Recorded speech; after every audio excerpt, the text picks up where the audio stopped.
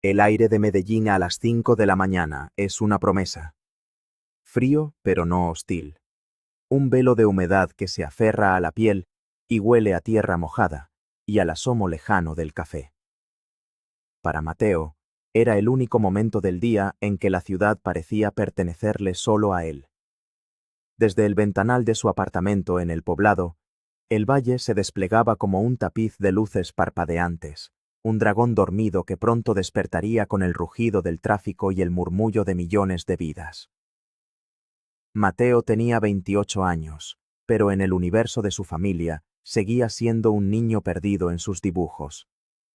Un niño que se negaba a crecer y a conseguir un trabajo de verdad. Nadie sabía que, tras el seudónimo de Ceniza, se escondía uno de los novelistas gráficos más aclamados de la nueva ola latinoamericana. Nadie sabía que las regalías de sus obras, traducidas a 7 idiomas, superaban con creces el salario de gerente que su hermana Sofía ostentaba con tanto orgullo. Nadie sabía que el pequeño y encantador taller de artesanías de su madre, el Rincón de Elena, seguía a flote no por milagros divinos, sino por las transferencias anónimas que él realizaba el primer día de cada mes. Para su familia, Mateo era una nota discordante en la sinfonía de respetabilidad que se esforzaban por componer. Era el hijo bohemio, el que vestía con camisetas negras y vaqueros gastados, el que pasaba horas encerrado, garabateando. Una fuente de silenciosa vergüenza para su padre, Arturo, y una preocupación constante para su madre, Elena. El teléfono sonó, rompiendo el silencio sagrado de su estudio. Era su madre. Su voz, siempre un arrullo teñido de una sutil ansiedad, llenó el altavoz. Mateíto, mi amor, ¿cómo estás? Bien, ma. Despierto desde temprano. ¿Y tú? Ay, aquí, corriendo. Ya sabes cómo es esto. Oye, te llamaba por lo del aniversario. Tu papá y yo cumplimos 35 años de casados, ¿puedes creerlo? Mateo sonrió. Claro que lo sabía. Llevaba 2 meses trabajando en su regalo. Un retrato de sus padres, no como eran ahora, sino como él los imaginaba en su juventud, capturando la chispa de un amor que el tiempo y las preocupaciones habían ido opacando. Claro que sí, ma. No me lo perdería por nada. De hecho, pensaba ir unos días antes para ayudarles con lo que necesiten. Hubo una pausa demasiado larga, cargada de una estática que no era de la línea telefónica. ¿Mamá? Pásame a tu padre un momento, dijo ella, su voz ahora un susurro apurado. Él quiere hablar contigo. El corazón de Mateo dio un vuelco sordo. El tono de su padre nunca era para buenas noticias. ¿Mateo? La voz de Arturo era un trueno contenido. Grave, imponente, el sonido de un veredicto. Hola, pa. Le decía a mamá que... Escuché, le cortó. Y de eso quería hablarte. Mira, hijo, este aniversario es muy importante para nosotros. Va a venir toda la familia, los amigos, gente importante. Mateo esperó. Sabía que la daga venía después del preámbulo. Sofía va a traer a su novio. Julián. Un hombre muy culto, ¿sabes? Es crítico de arte, curador de una galería muy prestigiosa en Bogotá. Un hombre de mundo. Ah, qué bien por ella. Sí, muy bien. La voz de Arturo se endureció. Por eso mismo, Mateo, creo que sería mejor que no vinieras esta vez. El aire se escapó de los pulmones de Mateo. Las luces de la ciudad se desenfocaron, convirtiéndose en manchas borrosas de dolor. ¿Qué acabas de decir? Lo que oíste. No quiero malos entendidos. No quiero que Julián te vea y empiece a hacer preguntas. ¿Qué le vamos a decir? ¿Que mi hijo se pasa el día encerrado dibujando muñequitos? ¿Que a tus casi 30 años no tienes una carrera, un futuro? Sería una vergüenza, Mateo. Una vergüenza para tu madre, para tu hermana, para mí. Es mejor que te quedes en tu apartamento. por el bien de la familia.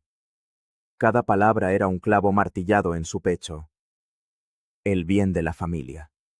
Esa frase que había sido el estandarte bajo el cual se habían justificado todas las pequeñas y grandes crueldades de su vida.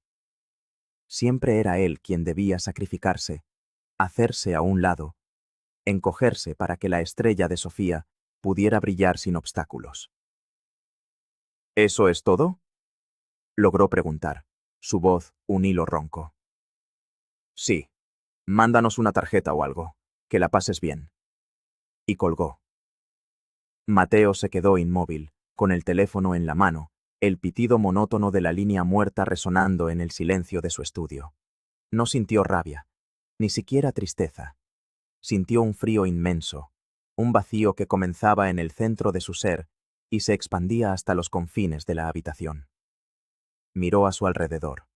Las mesas de dibujo cubiertas de bocetos, los premios internacionales discretamente colocados en una estantería, las pruebas de imprenta de su próxima novela gráfica que saldría en Europa en otoño. Su vida. La vida que ellos consideraban una vergüenza. Abrió su portátil. Con dedos que se movían con una precisión mecánica, entró en la aplicación de su banco.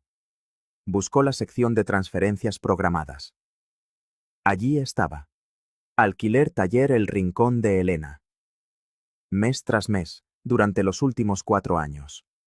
Una suma que le permitía a su madre mantener su sueño sin la angustia de las deudas. Una angustia que él había asumido en silencio. Calculó el total. La cifra era obscena. Era el precio de un apartamento nuevo, de un coche de lujo.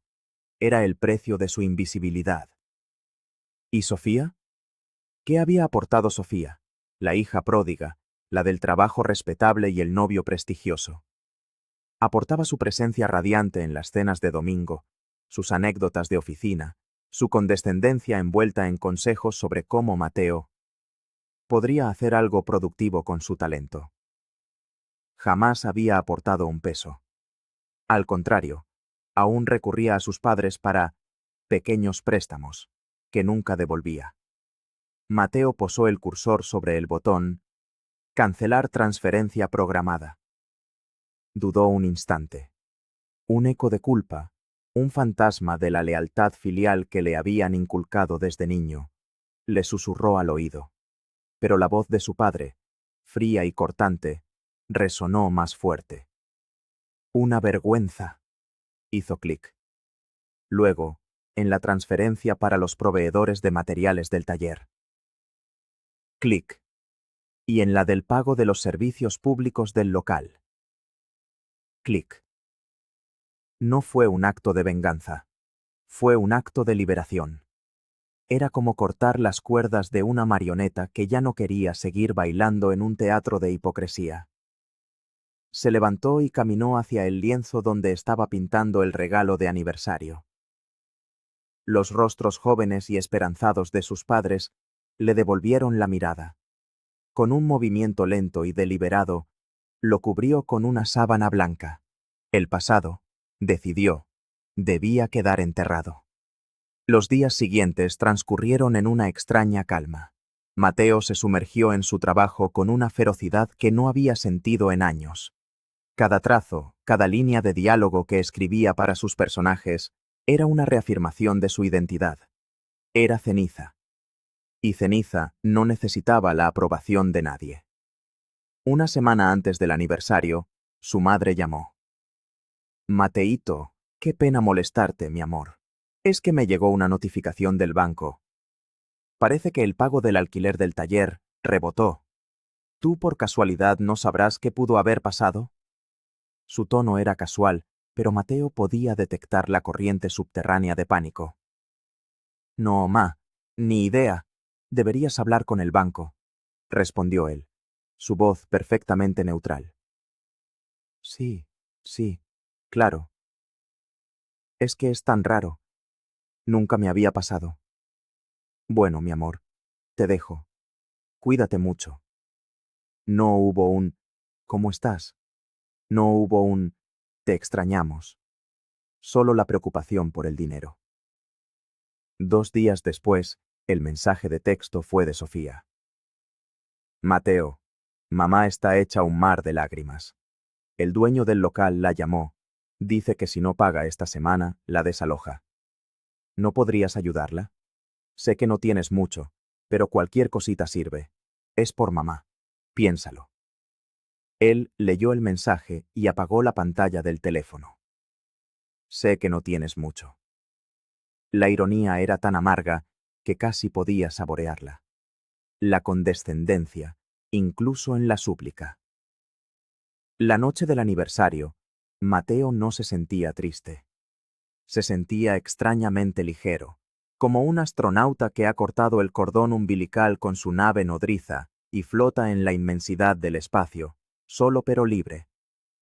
Se sirvió una copa de vino, puso un disco de jazz y se sentó a contemplar las luces de su ciudad. Imaginó la escena en casa de sus padres. El murmullo de las conversaciones, el tintineo de las copas, su padre riendo a carcajadas con algún chiste malo, su madre revoloteando para que a nadie le faltara nada, y Sofía, en el centro de todo, deslumbrante, con su importante novio del brazo. Fue entonces cuando sonó el timbre, no el del teléfono, sino el de la puerta de su apartamento. Mateo frunció el ceño. No esperaba a nadie.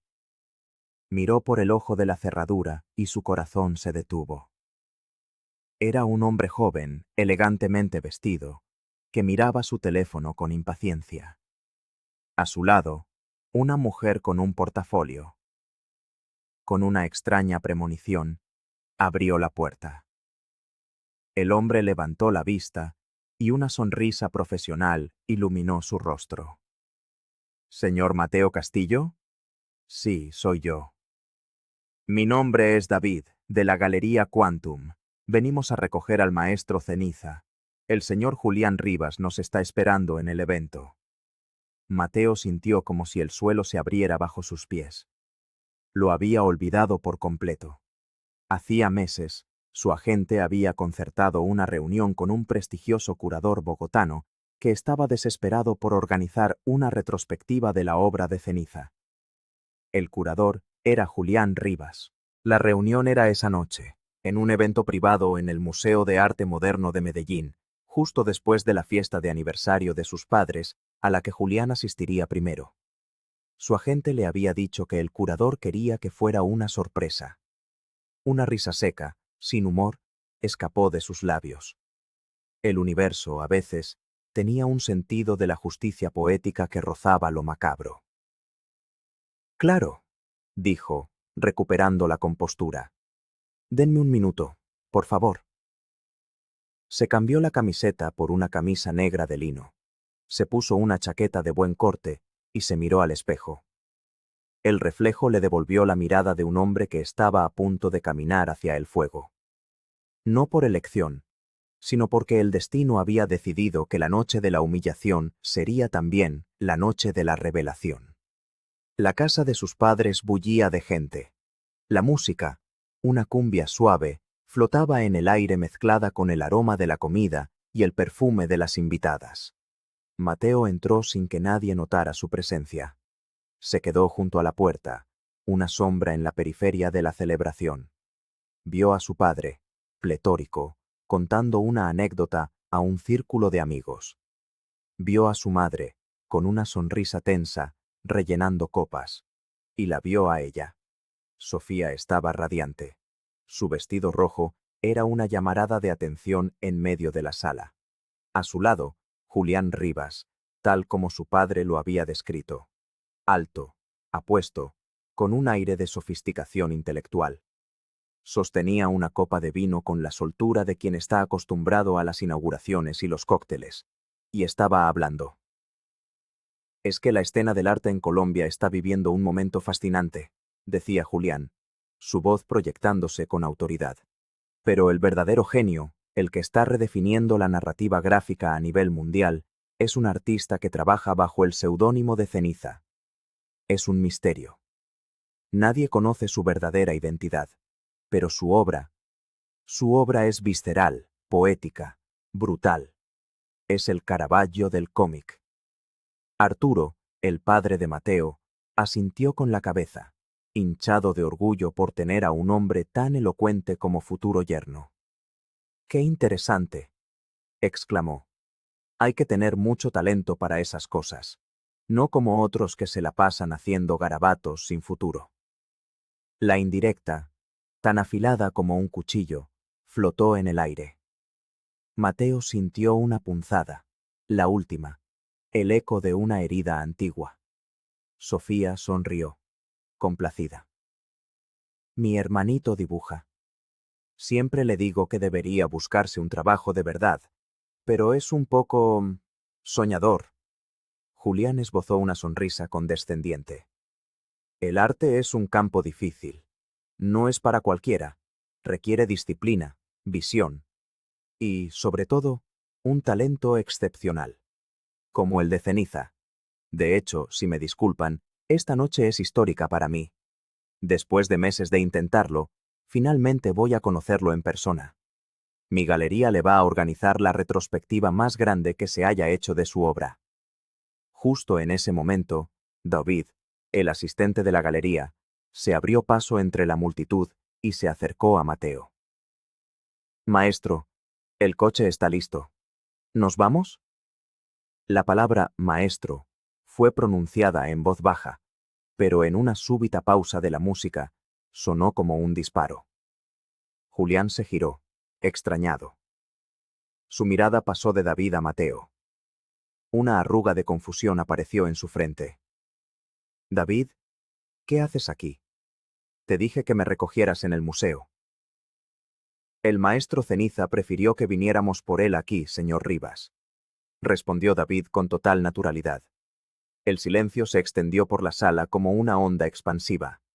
Todas las miradas se clavaron en Mateo, el chico de los garabatos, el de la camiseta negra, el que estaba de pie en un rincón como un mueble viejo. Arturo fue el primero en reaccionar. ¿De qué está hablando este joven? ¿Maestro? ¿Ceniza? Mi hijo se llama Mateo. Julián palideció. Su mirada iba de Mateo al asistente y de vuelta, como si estuviera tratando de resolver una ecuación imposible. ¿Mateo? ¿Mateo Castillo? Preguntó, su voz apenas un susurro. David, ajeno al drama familiar, sonrió. Sí, señor. Mateo Castillo, el maestro Ceniza. Si una bomba hubiera explotado en medio de la sala, el efecto no habría sido más devastador. La mandíbula de Arturo cayó, sus ojos se abrieron con una incredulidad casi cómica. Elena se llevó una mano a la boca, sus ojos llenándose de lágrimas, pero esta vez no eran por el alquiler del taller. Sofía se quedó congelada, el color desapareciendo de su rostro, su sonrisa triunfal convertida en una mueca de shock. Julián Rivas, el prestigioso crítico de arte, dio un paso hacia Mateo. Su rostro era una mezcla de asombro, mortificación y una admiración casi reverencial. ¿Tú eres Ceniza? Tartamudeó. He estudiado tu obra durante años. He escrito ensayos sobre ti. Eres un genio. Mateo lo miró, y por primera vez en toda la noche, una sonrisa genuina, aunque teñida de melancolía, se dibujó en sus labios. Gracias, Julián. Me alegra que te guste mi trabajo. Ahora, si nos disculpas, creo que tenemos una reunión. Se giró para irse, pero la voz de su padre lo detuvo. ¡Espera! Arturo se acercó, su rostro transformado. La vergüenza había sido reemplazada por un orgullo deslumbrado y confuso. Mateo, hijo. ¿Por qué no nos dijiste nada? Mi hijo, un artista famoso. Elena, ven a ver. Nuestro hijo es un genio. Intentó ponerle un brazo sobre los hombros, el mismo gesto posesivo que usaba con Sofía. Pero Mateo se apartó suavemente. Miró a su padre, luego a su madre, que lloraba en silencio, y finalmente a su hermana, cuya expresión era una tormenta de celos y resentimiento. Porque no querías un hijo artista. dijo Mateo, su voz tranquila pero con el filo del acero. Querías un trofeo. Y yo no soy un trofeo. Luego se dirigió a su madre. El taller, mamá. Durante 4 años. Cada mes. Era yo. No era un milagro. Era el dinero de los garabatos que tanto te preocupaban. Quería que tuvieras tu sueño, pero no a costa del mío. Elena sollozó con más fuerza, un sonido ahogado de comprensión y arrepentimiento. Finalmente, sus ojos se encontraron con los de Sofía. Y tú, hermanita, espero que ahora entiendas que hay futuros que no se miden por un salario de gerente ni por un novio prestigioso. Sin decir una palabra más, se dio la vuelta y caminó hacia la puerta. David lo siguió, cerrándola suavemente tras de sí. Dejaba atrás una fiesta en ruinas, una familia rota por el peso de una revelación que no podían comprender. Dejaba atrás 35 años de un amor condicional que acababa de expirar. 2 años después. El estudio de Mateo es más grande ahora. Ocupa toda la última planta de un edificio en Laureles, con vistas de 360 grados sobre la ciudad, que ya no le parece un dragón dormido, sino una musa constante. La retrospectiva en la galería de Julián fue un éxito rotundo. Le siguieron exposiciones en París, Tokio y Nueva York. Ceniza ya no era un misterio, y Mateo Castillo había aprendido a vivir con ello.